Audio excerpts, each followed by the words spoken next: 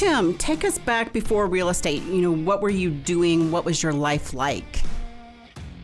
Yeah, so number one, I just want to thank you guys for having me on the show. It's a pleasure to join you two today.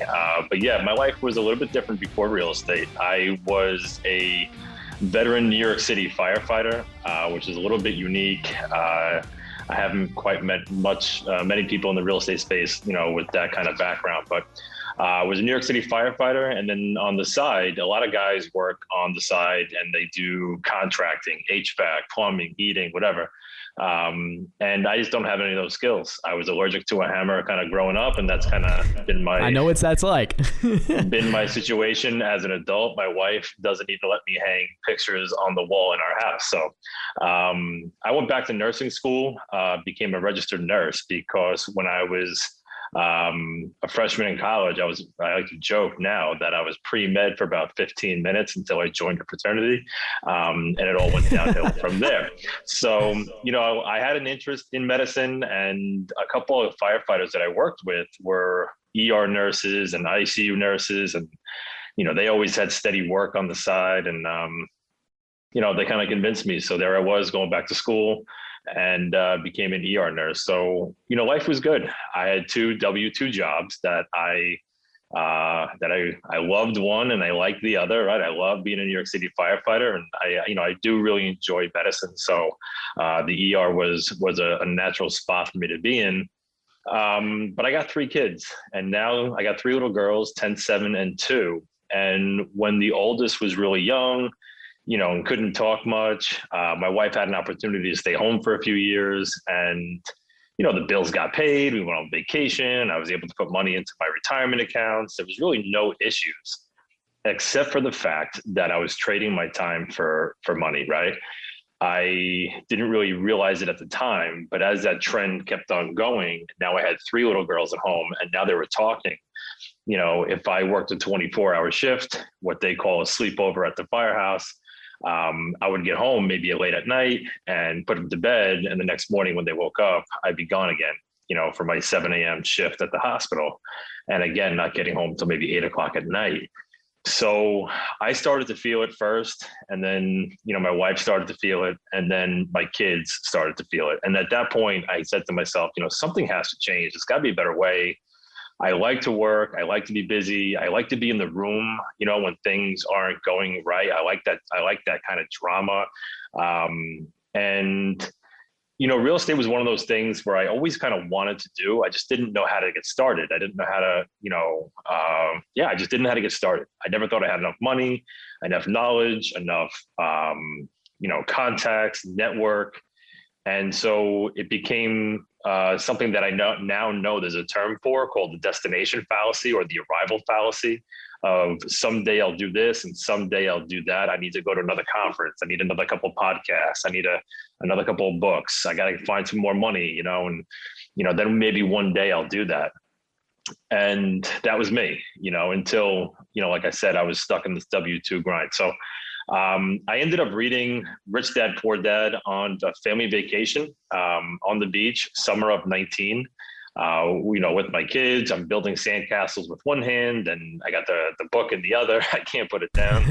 And, I finished it in like a day and a half. And I remember telling my wife, Christina, I'm going to be a real estate investor. And she was like, "Sure you are, Tim. Whatever you say, dude, go ahead, go do it." She's always just like a good wife. Yeah, pat you on the shoulder. always been so supportive of me. Going back to nursing school, like everything. Like, she just knows that once I put my mind to it, it's going to happen. So that was summer of 19. By November of 19, I was closing on a 3-family property, a 3-family rental. And, I just, from that day on the beach until that time in November of 19, I didn't listen to a song on the radio. It was constant, like either Audible or podcasts. I mean, even if I had 5 minutes from my house to the supermarket, I was trying to get 5 minutes of a podcast in. I just had an insatiable appetite for that education piece, because everyone always says education is everything, but I really think it's the application of that education that is the biggest piece, right? That is going to move the needle in the biggest amount of space. because you can have all the education, but you don't take action and it's really useless. So that's why I had to take down that 3-family property. I absolutely love that, because we're all about action here, and you're exactly right. I mean, there's so much to unpack just in the first few minutes here, Tim. I have never heard it called a rival fallacy before, and yet I think our listeners really need to pick up on what you just said. We sometimes can get so fixated on the someday that we don't take the first step into the next chapter of our life. And you did that. You did that. And I think back to kind of that time where it hit me that I'm trading time for money and really don't have time freedom. One of my sons approached me, and when I said that I'd be home and wasn't home on a regular basis, he called me out on it, right? As like a 5-year-old. And it's it's like, okay, something's got to give here. And it sounds like you had that type of moment through a book that, I mean, so often gets brought up. So you read Rich Dad, Poor Dad. It kind of has this transforming effect on you. You decide you're going to take action. And from that moment on the beach to when you closed on your first property, how long did you say it was? That was about 4 months. So I'm curious then, did you get licensed too, or are you solely investing and you're using a real estate agent, or are you actually representing yourself as well? No, so I just used some of my contacts. A good friend of mine was a realtor, and I told her, this is what we're looking for, and this is where we want to go. This is where we want to go. And, to her credit, a lot of like what I've found now that I've been doing it for, just a couple of years is, a lot of realtors and agents and brokers, they may not understand the dynamics of a real estate investor versus a first-time home buyer or a relocator or whatever. And I think, my realtor, she got me. She got what I was looking for, so, and I moved quick, and I was educated, and I knew what I wanted. And I had done some of the background, like getting pre-qualified and understanding the financing environment for rental real estate.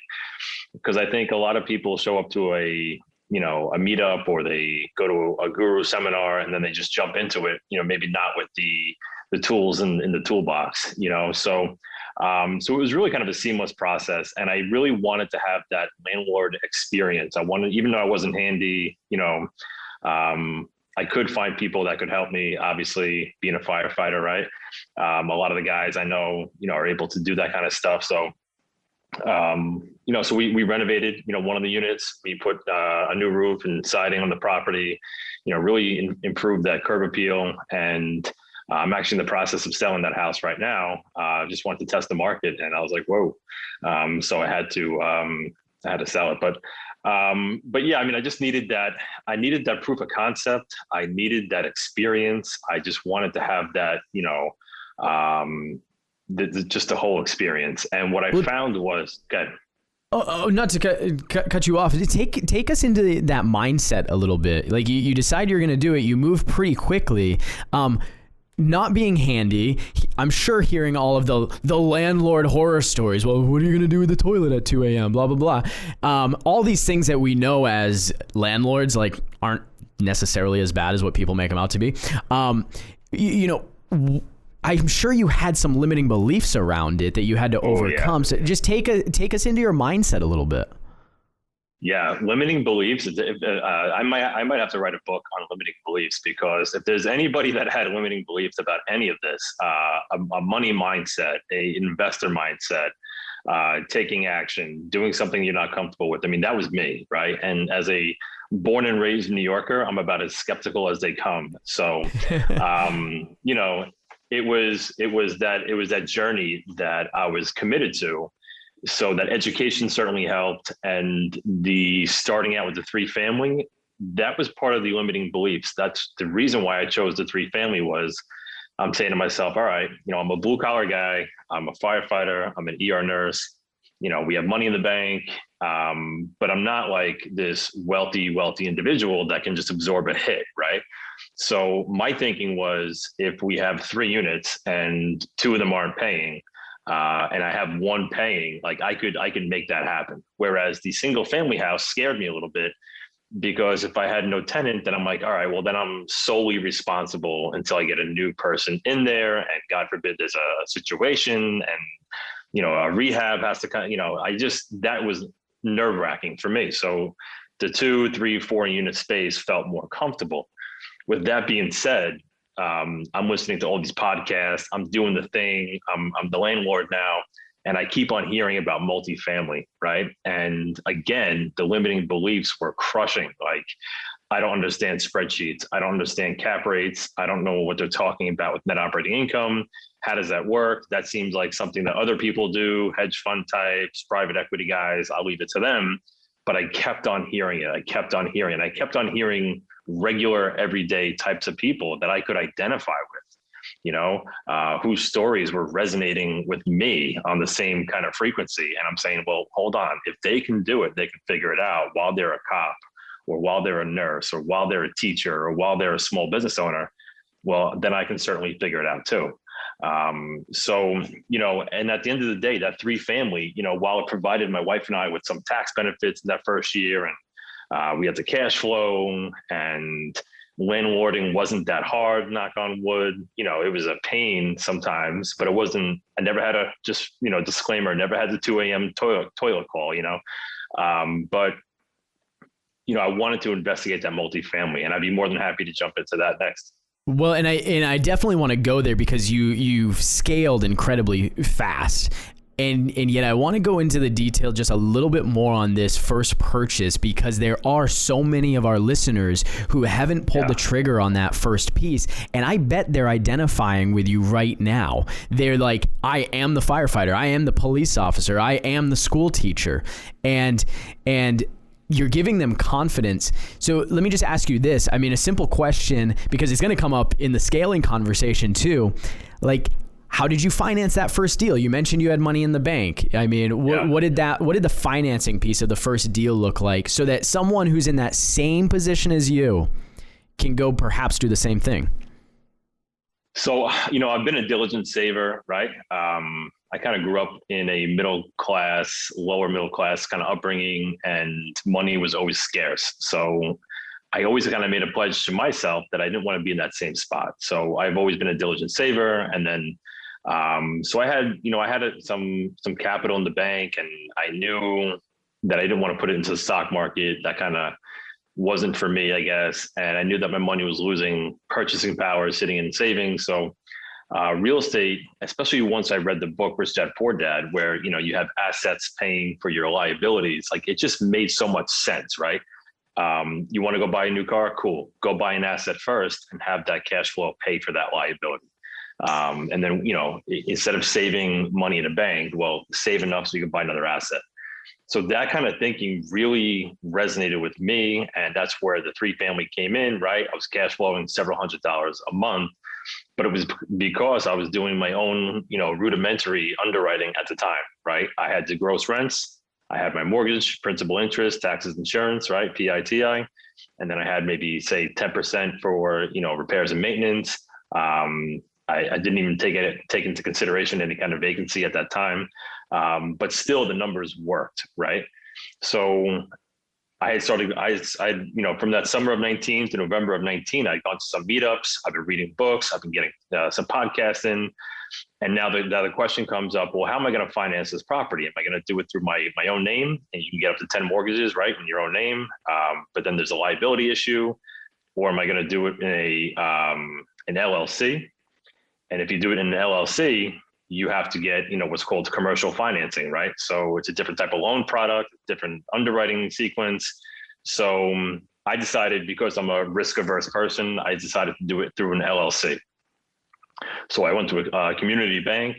I said, hey, I got this brand new LLC. I want to purchase this home. What's the process? Because I was pretty familiar, but from owning my own homes, I'd bought and sold 2 houses as a primary residence. So I was kind of familiar with that process, but not the, commercial loan. So basically what it came down to was, it was a 10-year note with a 20-year amortization, and I had to put 25% down. And at the time I got a rate of 4.5%. So and I bought the house for 276. So, with the principal and interest and everything else, I, was cash flowing, say, anywhere from 1,000 to say 1,400 a month, depending on what kind of repairs or, whatever. So that's kind of how the financing worked in the beginning. Well, and to go back to the building blocks for any of you who haven't done an investment deal before, I mean, Tim, you just covered a couple different ways that you can finance. And so I just say where there's a will, there's a way. Okay. And so don't buy into the notion that you cannot finance something just because you don't have money in the bank. That's a limited belief around the financial components of that. And especially as you guide us into this next part of scaling your business, Tim, there's going to be people, there's going to be naysayers who are like, there's no way I can go do that. I have no, bankroll behind me. I don't have, a bunch of liquid assets. I don't have a seasoned LLC. Here's the deal. And here's the thing that I found, and I think you found, and Kate knows from her experience in the business. When there's a deal, money will follow. When there's a deal, money will follow. I have never seen that not be the case. Someone has money around you. And so whether it's other people's money or through a private lending situation, or it is through an actual banking institution, you can find money, and you just have to expand your mindset around that.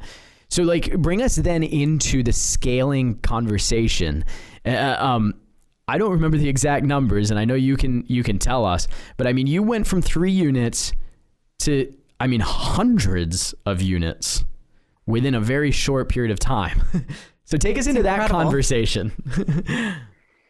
Yeah, incredible journey. I can't even believe that I am where I am today, but I just updated the website, I think a day or two ago, and I think it's like 240 million of assets in our portfolio, and 1,600 plus units. Now, obviously I don't own those outright, but I got involved in something called multifamily syndication, which is just a fancy term for a group investment, right? So, just to stack on top of what you were just saying, there's money around you. If you don't have the funds, don't let that be a hard stop for you, because by and large, people do not want to be landlords, right? They want the tax benefits, they want the cash flow, they want the appreciation, but they don't want to be the person painting or taking calls or calling up service providers. Something as small as that can ruin somebody's day if they're a high paid individual or whatever.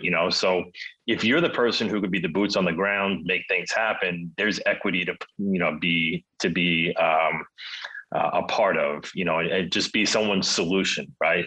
I will help you be a landlord. I will help you own rental real estate, but I would expect X as a payment. So anyway, there's always ways to be involved. I got introduced to multifamily syndication because the needle was moved for me with a 3-family, but I wanted something more. Could I buy another 1920s built 3-family property in a year or so? Yeah, I could have done that. Could I double the cash flow and, been happy? And I certainly could have done that. But I'm hearing the stories of other people just like me going bigger and going faster. And that was intriguing to me. So I at least had to investigate how they did it, which brought me to multifamily. And I just didn't know much about it. So I had some real big limiting beliefs about mentorship and coaching. If I heard those terms on podcasts, I was likely to turn the podcast off because I just never thought that I would invest in coaching or mentorship, especially hearing some of the price tags. I would sit in my car, laugh out loud, man, why would you ever do that? That sounds so dumb, right? Yet I'm finding that I'm connecting with people through Facebook or LinkedIn, and they are, mentors, mentees of mentors and students of coaches. And I'm saying, all right, tell me how it works. What's the ROI? Because I'm still that New Yorker who's skeptical and, what's my ROI going to be? And what I found was they had incredible stories. And the collapsing of timeframes was incredible. People were taking down 6, 16, 25, 30, 40, 50 unit, buildings within a matter of months or years, 2 years or something. And I'm saying, wow, if I can do a 3-family, I could probably do a 6 or a 10 or a 16. It's just, a couple more zeros on your underwriting and, getting a good property manager in there, and the oh, by the way, the property management is a line item in your profit and loss statement. So I broke down and I paid for coaching, and I started the coaching March 1st of 2020, and COVID was like one of those things that was in Italy at the time. And it was kind of like, it's on the news and I don't know, is it coming here? Is it not coming here? Right. And guess what? It came here. And it was I actually didn't know that. What are you talking about? Yeah, really.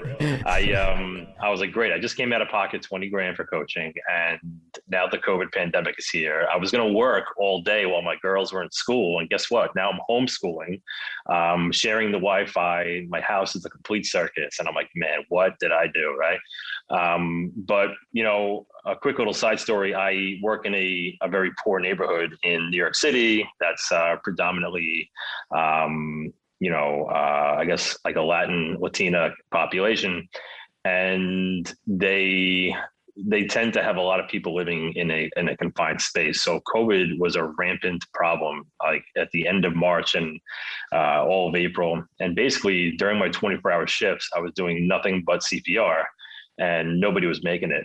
And usually once in a while somebody makes it with CPR, we feel really good about it ourselves, but young people, old people, it was insane. So I had a 6-month-old at home, and my wife and I were kind of nervous about COVID, right? Because we were like, we don't really know a lot at the time.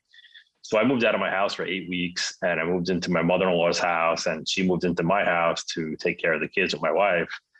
And it was a little bit of a rough time, but I said to myself, I just joined this program. I have a ton of education to do. So I can either shut down and watch Netflix, or I could really pump out some of this education and really dive into it. And that's what I did, 8 weeks. I mean, 5 a.m. till 11 o'clock at night, nonstop. And with that, towards the end of the 8 weeks, I was making calls to brokers and lenders and having conversations during COVID, right? The market just lost 35% in like a week. And I'm trying to call some of my college roommates and family and friends being like, hey, I'm getting into real estate, just want to tell you what I'm doing and see if you're interested in investing. And some people thought I was crazy. Other people were like, yeah, dude, let's do it, So I'm curious then, did you pivot then about where you were buying when COVID hit like that?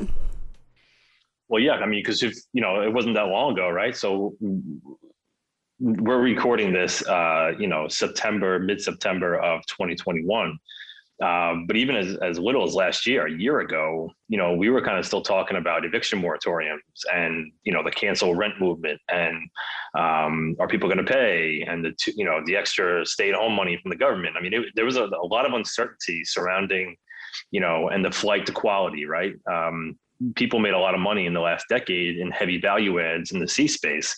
But now people are talking about a flight to quality, right? A-class buildings, B-class buildings, and the types of people that live in those buildings. So the demographics have changed and people were fleeing the big cities, right? So people wanted that, green space. They wanted some more of their own backyard maybe, and not in that inner city. So, yeah, I mean, so there was a lot of time and brain space attributed to, what markets are we going to, invest in and, where's the resiliency right now and who's paying the rent and who's not. So because definitely New York City was shut down a lot more than we were out here in Arizona. 100%. And we've done 3 deals in Arizona this year because, Phoenix is, we did Phoenix and Glendale. Yep. I mean, because that's where the population shifts are going to, right? So if you follow the numbers and you follow the data, and you buy on, that good data that's available to people with CoStar and Yardi Matrix and, Berkadia, right? You can really find out who's paying the rent, what are they paying, where's the supply and demand issues. Where's the new construction going on? What's the absorption rates? I mean, there's so much to go into picking a market and then being super educated about that market.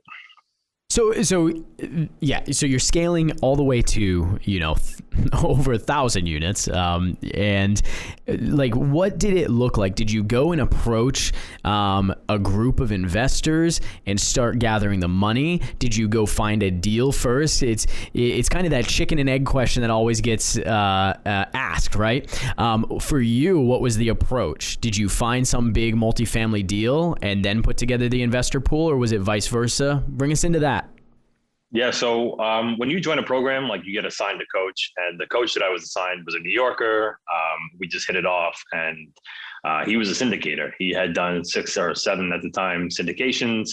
And I was always asking him, Chris, what can I do for you? Can I go mow the lawn at one of your properties? I mean, how can I add value to you, And, so after a few weeks or a few months of getting to know each other, he gave me the opportunity of a lifetime to join him on a 43 unit that he was doing in Pennsylvania. And he had done most of his syndications down in Atlanta, but he was moving to Pennsylvania. So, whatever, he found this one. So it was 43 units. It was 5.7 million, and he was going to raise, I don't know, say 2.5 million or something like that. And, he kind of gave me a behind the scenes peek at due diligence and financing and raising capital and putting the deal together. And when I joined the program, I didn't have any expectation of doing syndication. I wanted to do a small multifamily with my dad and my brothers and maybe a couple of friends or something like that. I never in my million years thought I'd be doing syndication. So when he opened my eyes to that process, and at the end of the syndication, when we're about to raise money, he's like, do you think you could raise any money for this? You want to give it a shot? And I'm like, man, I really don't know. I don't know if I can raise, $1,000, $0, $1 billion. I really have no idea. So, I had been talking to people in my inner circle about my 3-family, and people were very interested in what I was doing. And a couple of people had said, if you do another 3-family, I'd love to know about it. Like, see how we can work together. So I had been planting the seed with people enough that they knew what I was doing. So when I kind of put together the tear sheet and we had the offering, memorandum that we were sending out to everybody. So when they got an email from me, it wasn't like I caught people off guard. I'm sure I caught some people off guard, but all of a sudden there was this interest, and I'm like, wow, like, people want this. People want to be involved in real estate, and they don't want to be landlords, but they want the cash flow, right? They want the tax benefits, and they want the appreciation. And this is the vehicle to do it in. And when you grew up in a place like I grew up, we didn't talk about this stuff at the dinner table. If we talked about money at the dinner table, probably wasn't a good thing, So I didn't know about this. And even some of the most successful people that I do know, they're like, dude, how do you know about this? Like, I'm a Wall Street guy, or I'm an orthopedic surgeon, right? I make 10 times as much money as you do, right? How do you know about this? Why is it Tim the fireman, Tim the ER nurse that's bringing this to me? And it's just one of those things that if you didn't know an operator who was doing this, SEC laws kind of precluded them from advertising and going out to market this type of security, right? So you had to kind of know someone doing it in order to take advantage of it. So that's kind of been like my passion project, is to educate people about what's available to them. How does it work? How can they be involved? What's in it for them? What's the process? And by doing that, being on podcasts and, doing some YouTube stuff, I've gotten an incredible response, and people have been more than happy to raise their hand saying, I at least want to have a phone call, and I at least want to find out a little bit more about how this works, Yeah, I want to, just make sure everyone remembers that even the fearful and skeptical want to be part of something bigger. And whether that bigger is multifamily syndication, whether it's being a bigger part of their team and their organization, that's just a normal human thing. That's psychology. And sales is so much about psychology. Raising money is about psychology. It's putting yourself in someone else's shoes and understanding their feelings on the subject when you're bringing something before them. And I want people to remember that in all those different avenues, people want to be a part of something bigger. It doesn't mean they're going to always say yes. And yet, if you go to enough people, you have enough at bats, they want to be part of that, right? They want all those benefits of real estate, like Tim is saying. So I want to ask you a really like nuts and bolts question about this. I mean, you put together you put together, your package, your pro forma, all of those things. Like, are you leveraging that to a service? Are you doing that yourself? Where did you learn to do that? Was your coach helping you do that?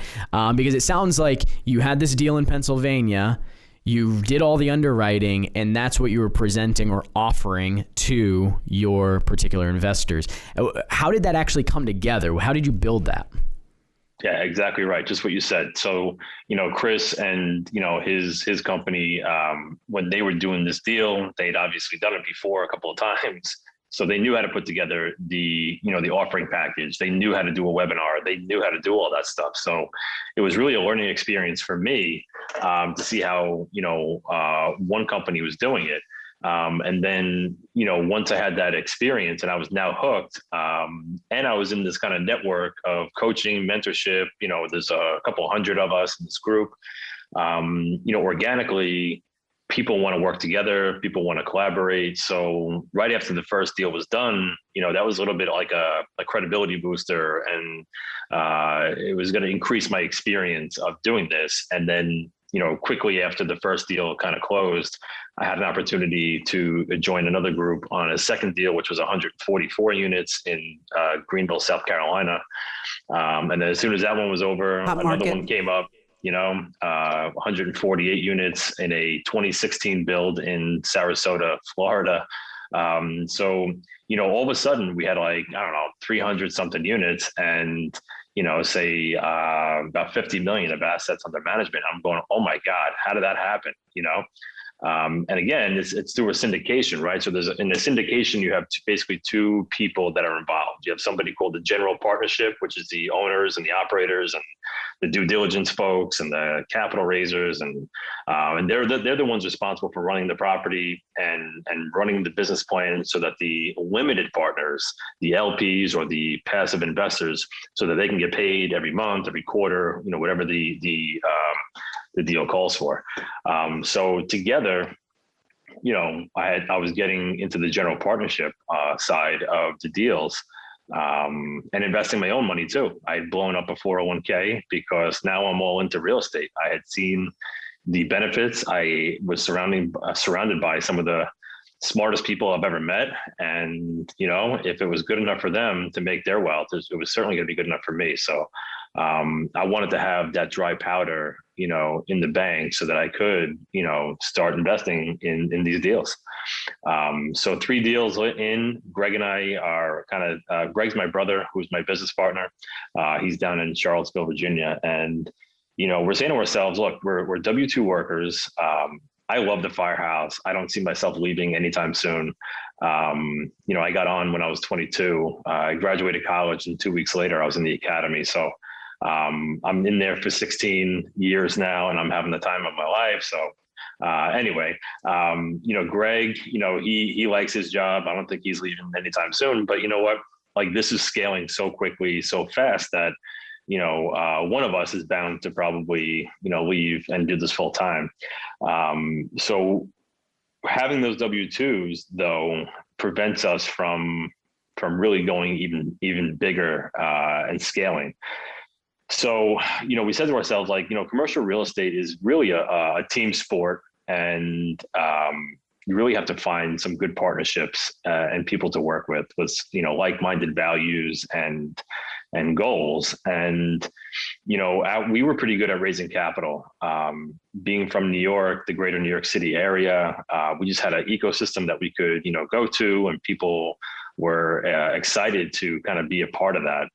So, but the problem is you can't just raise capital for deals, get paid for it, and kind of move on. Like, that's called fraud, I guess, and you can go to jail. So, I guess. So we were introduced, we were networking like crazy all through COVID, Zoom calls till all hours of the night. And we got connected with a multifamily broker dealer. which is basically a broker dealer for people that are not familiar with the term. These are essentially securities. When you're buying into a syndication, you're essentially buying a security. So people can't sell securities if they don't have a license, right? Or they're not the owner operators. So we were connected with a multifamily broker dealer that was affiliated with 8 or 9 sponsors across the country, and there's a real need for what's called middle market capital, meaning that the sponsors themselves, the operators, they can raise several $1 million by themselves, from their own little investor base. But in a environment of compressed cap rates, which means that the prices of properties are going up, they need more equity to close. And if there's more deals to be had, maybe they have a tired investor base, but they don't necessarily want to go to the next step, which is like a prep equity group or private equity or family office, because sometimes you can lose some of the autonomy of the deal. Those types of entities sometimes want voting shares, or they don't want to come in as LPs. They want to come in as a joint venture. So it's a little bit of a different dynamic. So we're really that middle market capital where we can say, hey, we can bring you X amount of millions of dollars, but we don't want to take the voting shares, and we don't want to, be a JV. We'll come in, we'll bring our investors in, and we work it out. We structure a deal that way.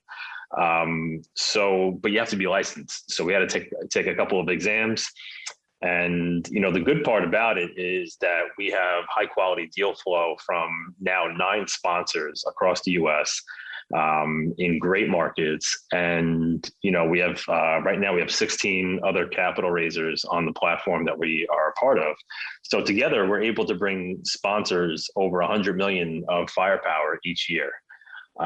So that was really our spot on the team. The commercial real estate team was the capital raiser, but we had to kind of jump through some hoops and get ourselves tested and licensed. And but now we have a whole compliance framework, legal framework.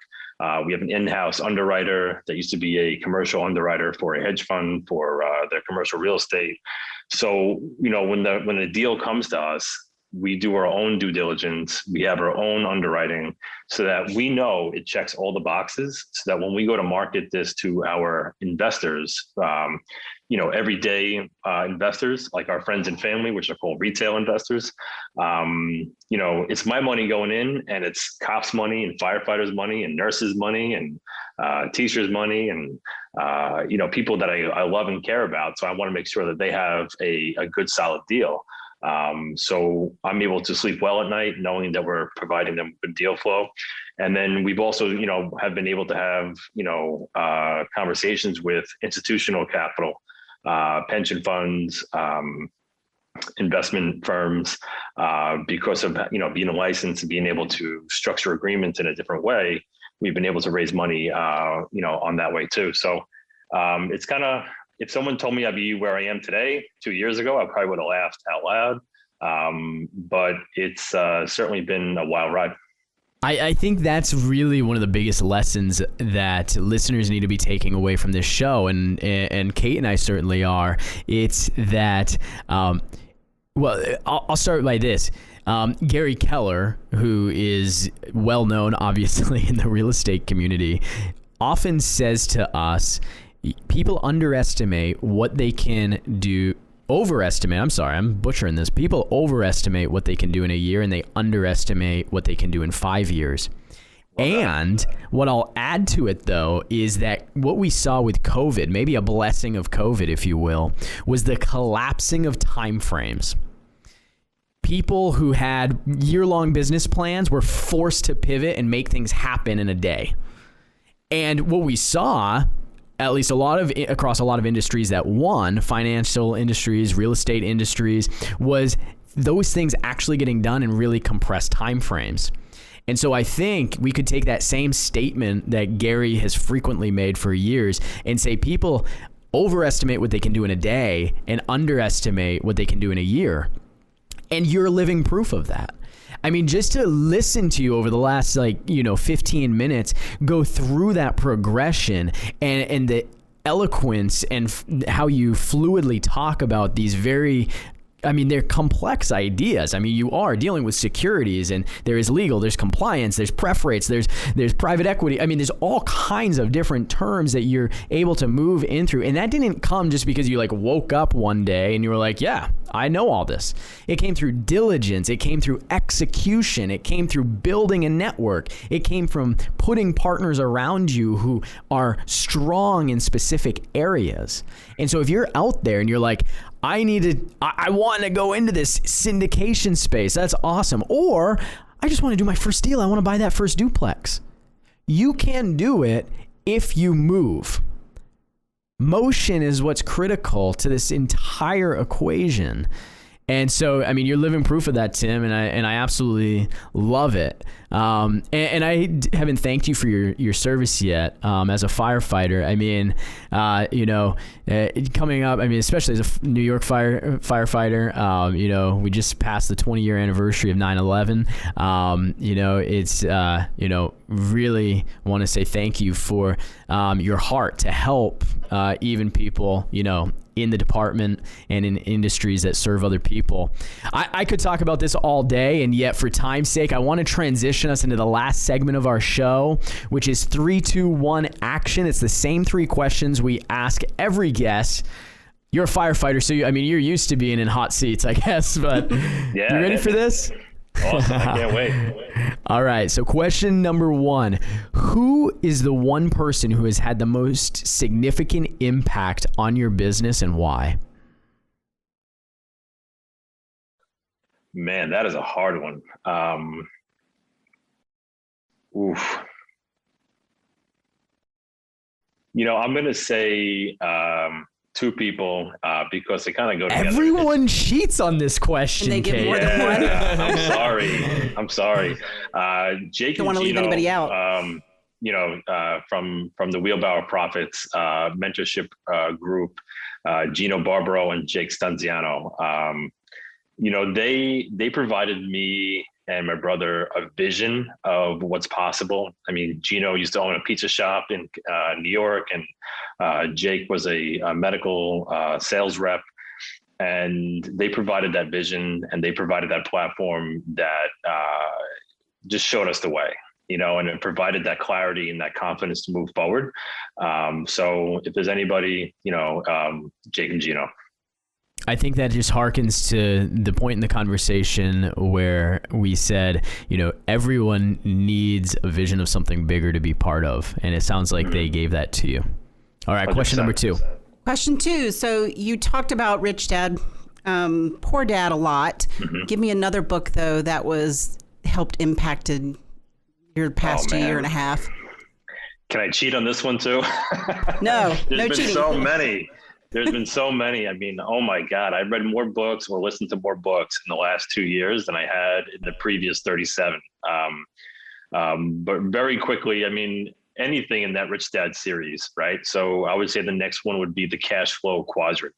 If you read Rich Dad, Poor Dad, you go immediately into the cash flow quadrant. And basically, for those that don't know that, I mean, if you're in the employee quadrant, W-2 or 1099, you're being taxed at the highest rates and with the most minimal amount of write-offs possible.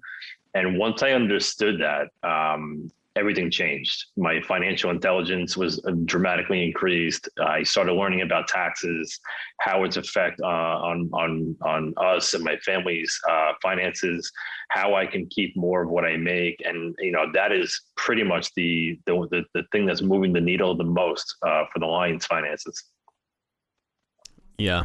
And what I love is it's not that being in that quadrant is bad, right? It's just the awareness around that. And if that's your path, that's fantastic. I mean, you can make a wonderful life out of that. And yet, we're passionate here about making sure that our listeners and those in my world know about that quadrant. So I'm so glad that you brought it up. Question number 3. This is the All In podcast where we encourage our listeners to go out and take immediate, massive action to move the needle forward in their business. And so, Tim, the question for you is, what is the one thing that our listeners can go out and do today to move the needle forward in their life and business? Get up early. I was a person that valued sleep way more than I probably should have. And I would stay up late and I would get up at the last minute. And I had average results because of that, average kind of income, average, retirement savings. And when I started waking up at 4:30 or 5 o'clock in the morning, and I used to get, 2, 3, sometimes 4 hours on a weekend of work done before anybody else in my house was awake, because I was passionate about it. I would pop out of bed at 4:30 because I knew that I had a ton of stuff to do, but I was passionate about it. Everything changed. My whole life changed. So get up early. In 70 some episodes, I don't know if we've ever had that answer, and I'm shocked because it's such a discipline of top performing people. And so I'm so glad. Hey, Tim, our listeners I know love your story and they want to hear more. What's the best place for them to connect with you? Yeah, you can email me, Tim at citysidecap.com, or check out our website, citysidecap.com. I'm also all over Facebook and LinkedIn. So yeah, one of those spots would be great. Awesome. Well, we'll link that up in the show notes. Tim, thank you so much for spending some time with us. It was awesome. You brought tons of value, and I look forward to connecting with you again. Awesome. Thank you guys so much. Thank you. Guys, as always, that's another episode of the All In Podcast. Go out and play All In. Hey guys, thanks for listening to this episode of the All In Podcast. We want to invite you to find all of today's resources from our show page at aipodcast.co. We also ask that you take just 1 minute to leave us a review on iTunes or wherever you get your podcast. This is how we grow and how we're able to bring you the best content each and every week. Now go play all in.